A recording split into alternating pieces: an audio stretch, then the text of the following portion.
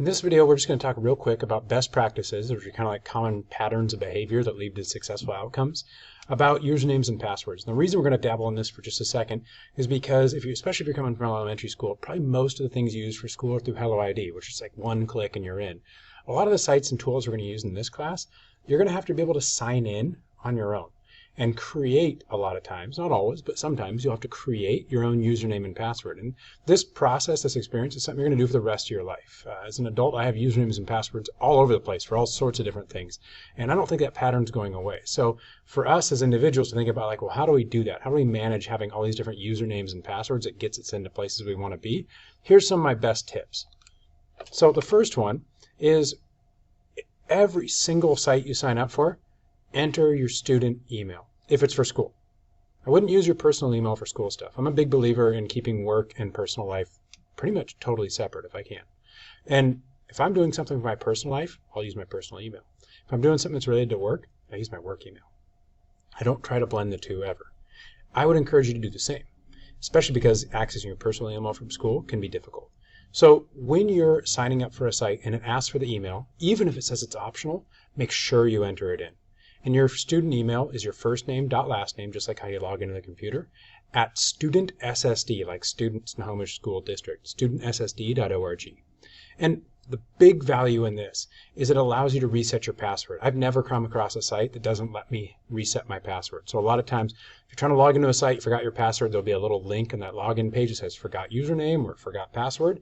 And when you follow that link, it will send a reset link to your email. If you type in your email when you sign up, you'll just go to that page, you type your email in, you go check your student email, and there'll be some sort of reset link, or maybe they'll send you your password, or maybe they'll send you your username. It's different on different sites, but basically you'll never get locked out of your account as long as you give your student email. But the one thing you really want to do, make sure you type it in right, because some sites won't catch it if you type it in wrong. And if you type in like one letter wrong, then you're stuck. So you try to go log in later on and you can't remember your password, you try to reset it. But if you type that email in wrong initially, it's going to send it to that wrong email, which probably doesn't even exist. And so the reset stuff is just going out into nowhere. So really make sure you type in your email super accurately. When we think about username, try to use your school email if you can. Some sites will let you use your email as your username. And if so, that's beautiful because you only have to remember one thing, just your student email. That's great. If you can't though, you want to try to use the same or similar usernames across multiple sites. That's my best advice. Because that way you're not trying to remember all sorts of different things. And I really try not to make like super crazy usernames. Like my first name is John, my last name is Cowan. So a lot of times my username is like J Cowan. Maybe I add like my birth year, like 83. So J Cowan 83 could be a username for me. That's a pretty good username.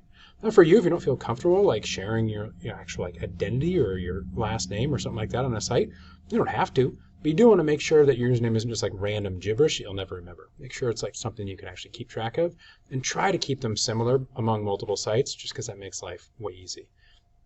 And in general, usernames from school, you really want to keep them super professional because that's kind of the environment and the culture that we're in.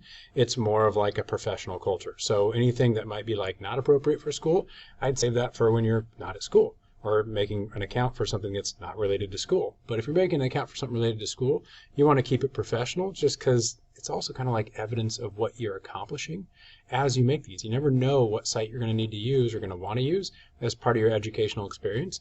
And so make sure those usernames are something professional that you would want, everyone else in the world to see, no matter who they are. Now, it comes to your password. Try to use a handful of passwords for different sites. And password management is definitely something that will probably change over your lifetime and how people manage passwords. That's a big question right now. My best advice at this moment in time, and I'm not saying this is going to last for the rest of your life, try to use a handful. Try to use like 3 or 4 different passwords for different sites. And that way, if you forget one, you know it's only one of another couple, 3 or 4 different passwords. So kind of try to keep them in rotation if you can. Then some password sites will make you use like capital letters or, special characters or numbers and things like that. And you kind of got to work within those parameters. While at the same time, trying to make them logical. You don't want to just have random gibberish passwords because those are really hard to remember. You also don't want to always have to rely on like your web browser storing them for you. It's really cool if your web browser can store your password for you, and I totally encourage you to use that feature if you can.